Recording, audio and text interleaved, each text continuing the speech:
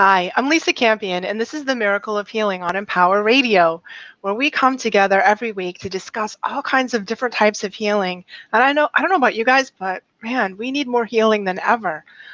So I just want to welcome you. If you're new to my show, then I'm so glad you're here. And if you've been on the journey with us for a while, welcome back. Wow, so what do you do when your brain breaks? And I have to tell you, this is a very personal conversation for me because I had COVID.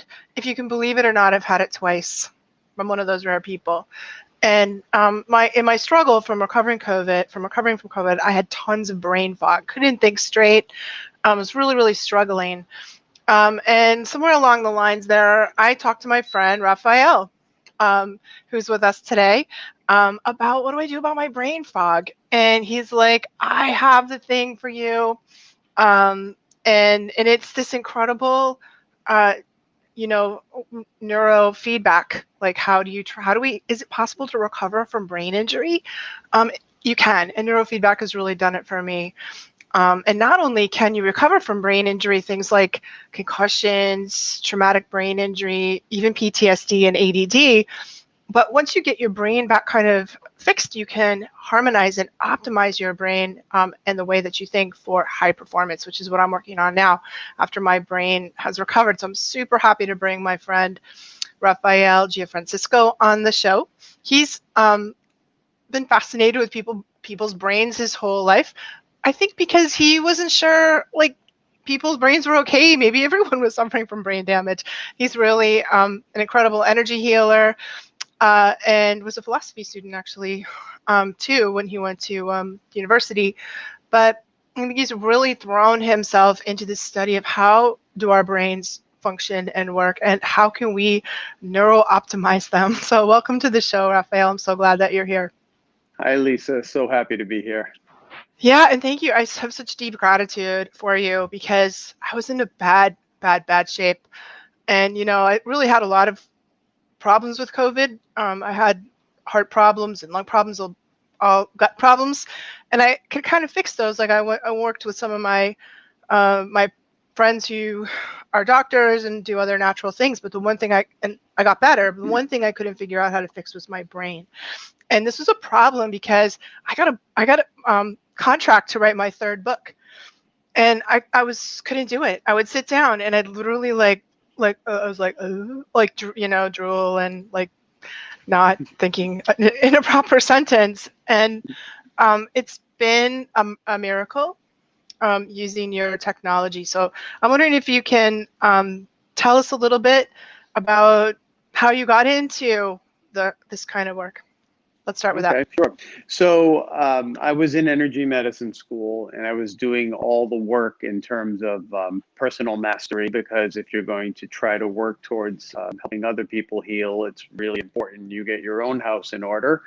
And through that process, I really started to notice that I just had a lot of deep buried stuff that was just in there, that no matter how much talk therapy I did in my life, no matter how much processing work I did, inner child work, art therapy, chakra work, I mean, you know how many things we've tried in our Yep. healing journey, and it just always felt like nothing really stuck. Nothing got to the crux of what was going on.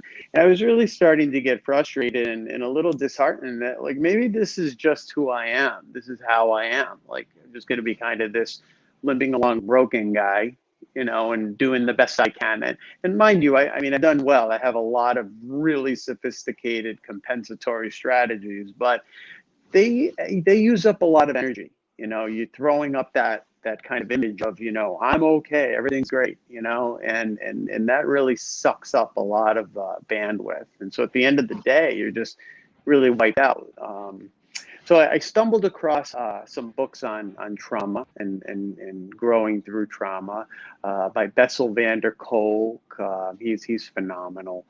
Severn Fisher, who actually is one of the people that invented neurofeedback. Gabor Mate, who is a Hungarian doctor who is basically a poster child for trauma. He had a lot of trauma. He was a child in the Holocaust, and so, and all of these people really recognize that the trauma that occurs especially if it occurs early on in life, becomes ingrained in your physiology. It becomes part of not just your physical body, but part of the way your brain is wired. And I learned that if I was going to heal, I needed to figure out how to rewire my brain. And so I just started searching. Mm-hmm. Yeah. And how did you come across the neurooptimal technology? So I read a book by Sebron Fisher, which is using neurofeedback in the healing of childhood trauma. And that's not the exact title, but maybe we could put it in the notes later.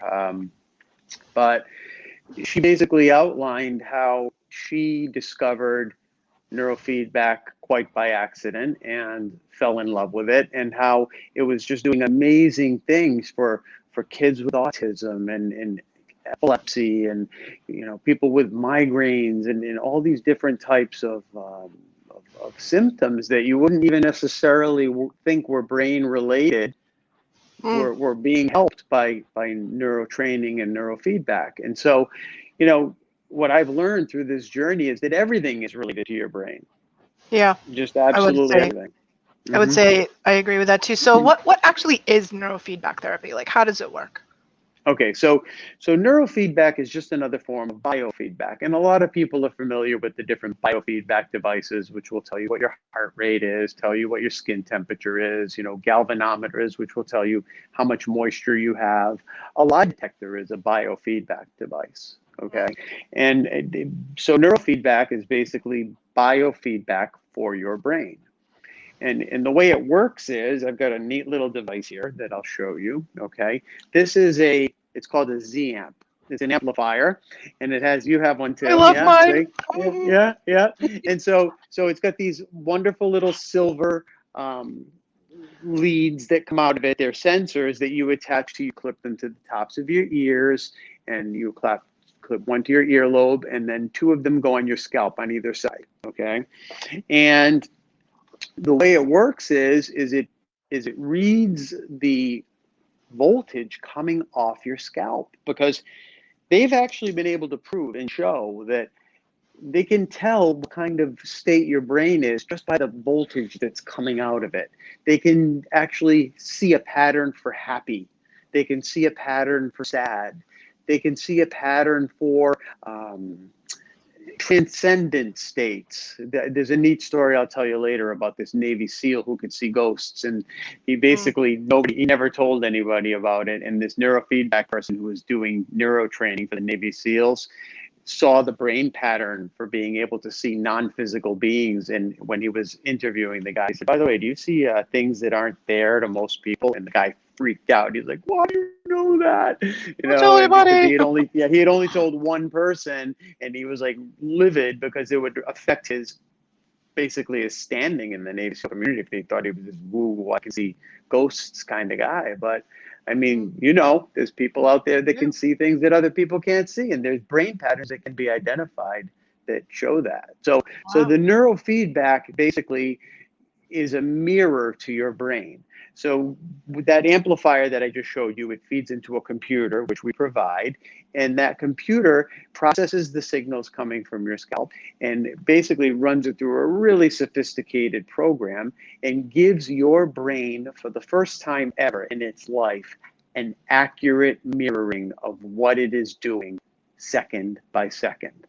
And Because your really, brain how can you can't change? tell. Your brain can't tell. That has no internal sensor Hmm. so that it can communicate to you what it's doing Hmm. itself in a way, right? Right, right, exactly. So, it's a poor analogy, but it's the best one we have.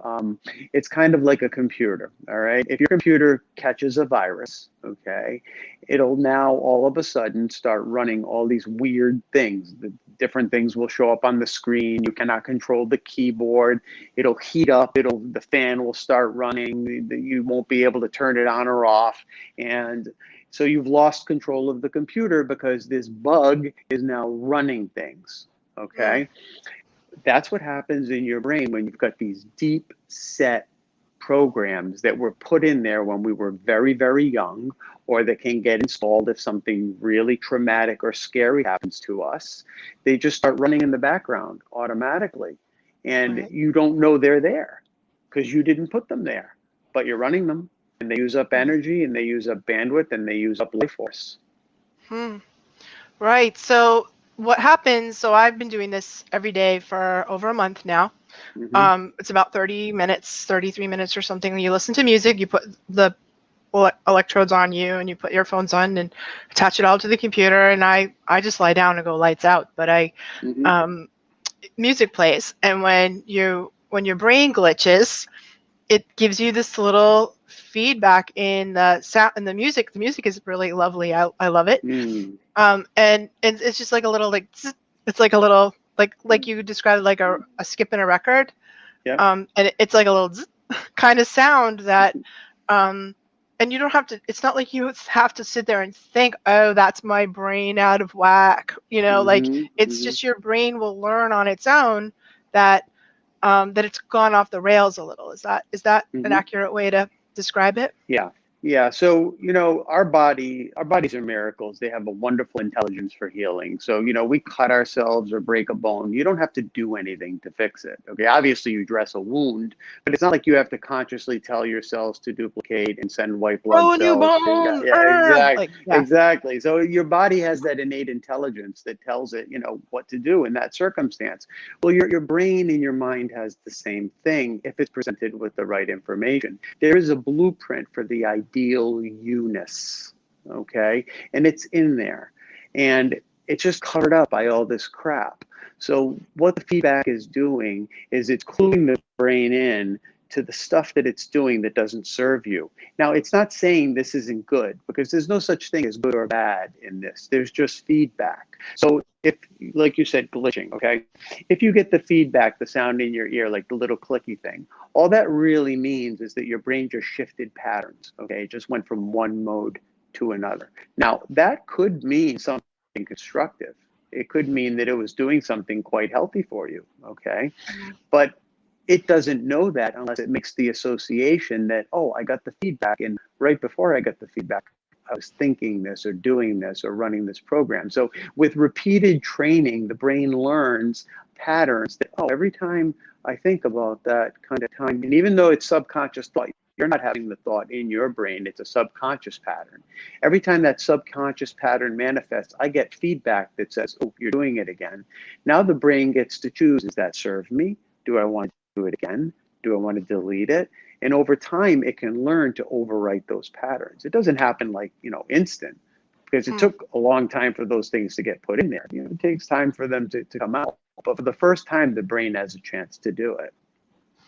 Right. So my brain was just super jacked up after having COVID twice, and I was really in a bad way, since I couldn't think straight. And what I Hmm. noticed was maybe 3 or 4 weeks of using the rig every day.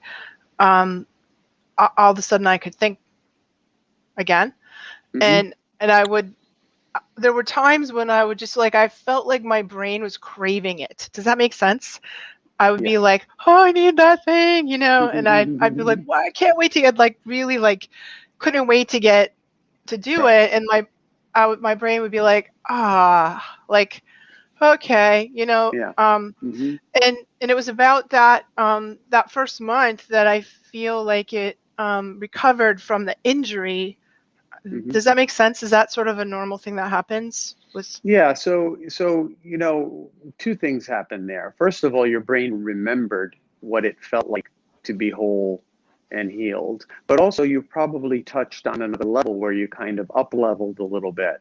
And so Mm, just like meditators, like people that sit in meditation for days and weeks and months, and they're just, waiting for that experience where they kind of get that light or, that feeling in the meditation.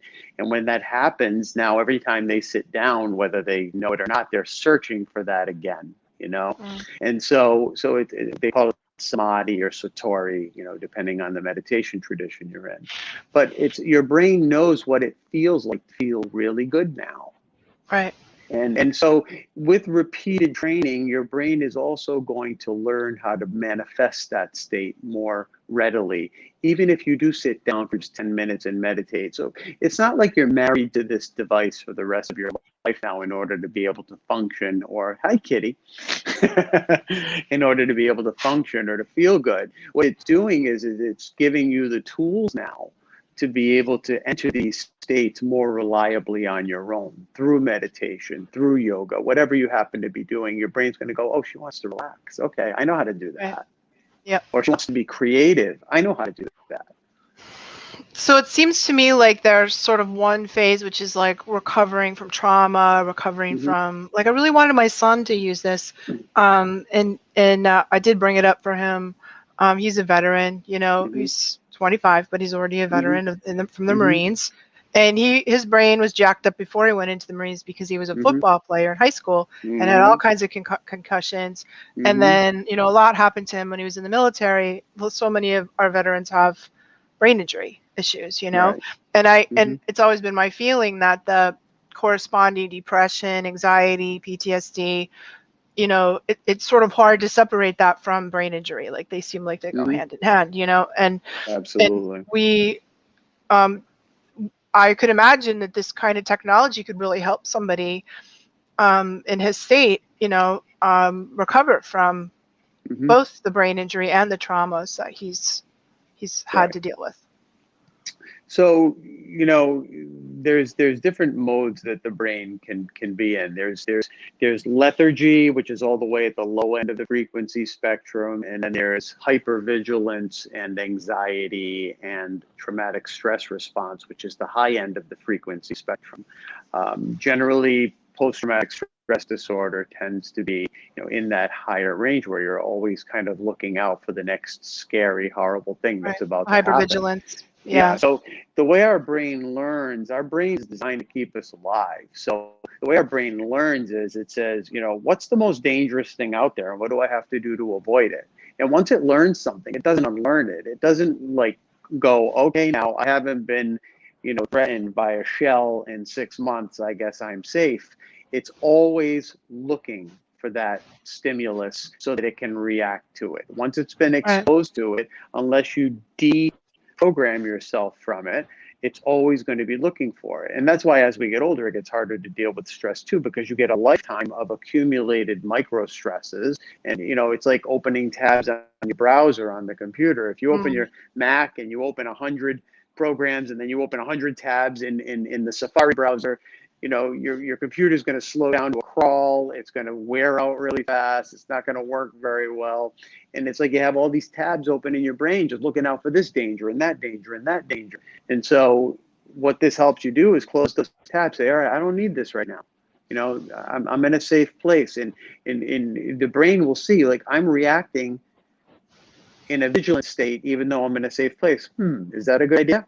And again, the system isn't saying don't do that. That's not the right thing to do. It's saying, hey, notice that you're in a safe place and notice how you're feeling. Is there some dissonance here? And the brain wants to be whole, it wants to heal, and it will move towards wholeness and health. So what about people with like ADD or depression or other things like that? Mm-hmm. How does it work for that? So believe it or not, you would think that ADD is towards the faster waves because they call it ADHD, but ADD is actually towards the slower waves. It's kind of a dreamy state. It's a creative state where you're aware of everything, but in a kind of a gooey sort of way. And I have AD. Well, no, hold on. I'm going You to used correct to. myself here. I exhibited ADD-like symptoms for a large part of my life. And through meditation and specifically the brain training, especially the brain training, I have been able to buckle down and accomplish things that I never thought I'd be able to do. I was not someone that could sit and just plow through a book and just read it and digest it and know what was in there. I Dude, couldn't now you're make reading myself these sit. big fat books on neurology and all kinds of stuff Oh like my that. gosh, it's hilarious, and I love it. I've become a total nerd for this stuff. So yeah, it helps a lot. So there's like you mentioned something that was very interesting earlier about the leveling up.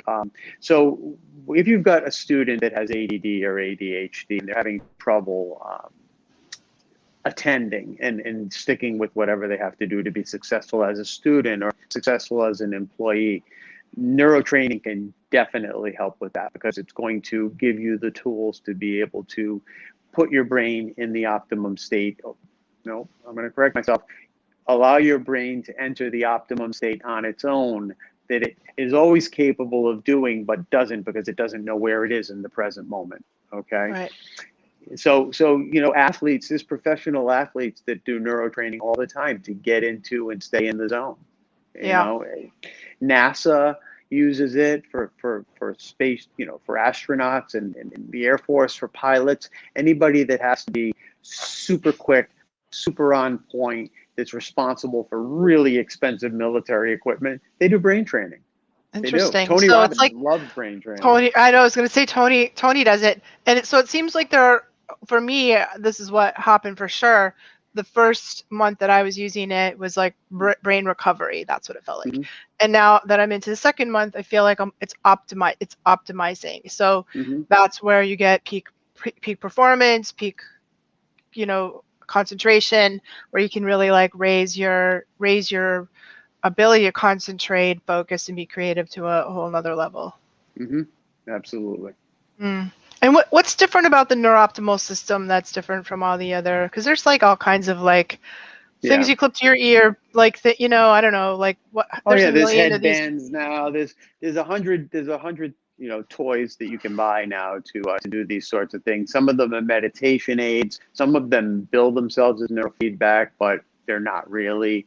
It's kind of an interesting thing, because there's no real because it's biofeedback. I mean, if I clip the little thing out of my finger to measure my pulse rate, I'm doing biofeedback, but what's that really doing for me, unless I combine it with some other modality and some sort of protocol.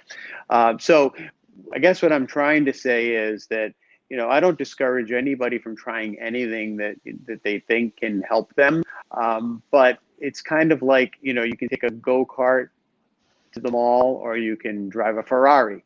They'll Right. both get you there, and they're both vehicles. They both have four wheels. They both have motors. But they're different. They're just And different. And this is the Ferrari. this is the Ferrari. It's just amazing, and it's great because you can do it in the comfort of your own home. You don't have to go to somebody's office. There's nobody kind of, there's ways to do it where they take a snapshot of your brain, and then they compare your brain to normal brains, and then they start telling you how you can improve by doing this, and now they're trying to diagnose you, and I don't agree with that. I think that the best way to do it is to allow your brain's innate ability to heal itself, to be able to do so through receiving feedback, accurate feedback, for the first time. Right. Wow. Well, and how do people get in touch with you if they want to know more about it? Like what would be another step that people can take to find out about So it? my website is rineurofeedback.com. So it's all one word, rineurofeedback.com. And you can email me through there. There's a submit contact form. My phone number is up there. I do free consultatory calls so that you can just learn about it. This is going to be a wonderful tool, this interview, to get people started on the path, but people are going to have specific questions, and I'm happy to answer them. Do a discovery call at no charge to see if neurofeedback is right for you. Right. So what could happen is that somebody would talk to you about it, decide they want to do it, have a consultation with you, and then you literally can like mail them the machine, the computer. It's available to rent by the month. And then you help them figure out how to use it. It's quite easy to use. I didn't have the only problem I had was getting those little things to stick in my hair, because I have so much dang hair, and and dealing with the aftermath of that stuff in my hair. There's this cream that you put on the contacts to, that's like conductive stuff, that's sticky, conductive, that make the electrodes stick on you. But I mean, it's not hard to use, simple. I can do it. Yeah, it's the electroconductive paste can be a challenge. So most people do it before they shower. They train before they shower. But it is water. You get to get it out with water, so it's easy. Yeah, and it's not too hard to set it up. Like I'm sure, like kids can do it. Like you could probably put it on your kids while they're watching TV or sleeping or doing their homework. Or I know other people have, watched the kind of the pretty lights that go with the video, but I don't. I just go lights out. I'm like, Yeah. Yeah. And if you fall asleep, you're still getting the benefits. So Yeah. yeah. That's so cool. Yeah. Well, thank you so much for first of all, saving my brain with this incredible technology, because I honestly, like, I talked to my doctor about it, and I was like, should I go to a neurologist? And they're like, well, you could, but they don't know, like, what's going to help your brain recover from this post-COVID stuff. We don't know. How long is it going to last? We don't know. What's going to help? Yeah. We don't know. And they don't know because it's so new. Nobody really knows, what. And I'm just eternally grateful to have my brain back. Well, I really what's need funny? it. What's really funny, and it's not funny, it's sad, is that it's the exact same story with Lyme disease. Lyme disease is a neurological condition as well, that they don't know a lot about how it affects the brain.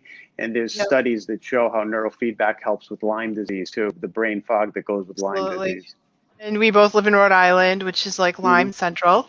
Here in New England, there's the other epidemic that's happening right now. The other pandemic for New England It's another is pandemic. Lyme It disease. absolutely is. It And there's so absolutely many is. things that I think probably, like we said, concussions or brain injury, like all the things that go. I wanted to try it with my mom who has Alzheimer's, and see how, whether how, I wonder if it would work for that and what would happen. I don't know, but there, it increases neuroplasticity, so it can certainly, get the brain moving. And that's been a concern for me because, it runs in my family. So I have more than just my mother. Relatives in my family have had pretty serious Alzheimer's. So I'm hoping that, continuing to use the machine will help me not have to go down that path. I'm pretty attached to my brain. Yes. So thank you so much, Raffaele, for being here, and for thank you. personally big thank you for this incredible technology. And I felt really passionately about helping you spread the word on it, because it's been a lifesaver for me. Wonderful. And thanks all of you guys for being with us today on this incredible journey. Thank you so much. If you want to stop by and visit me, you can find me on my website, lisacampion.com. Stop by. I'd love to hear from you. Tell me what you think of the show, or if you have any questions about anything we talk about, just drop by and visit. And just a big heartfelt thank you from the Miracle of Healing, where we are saving the planet one person at a time right here on Power Radio.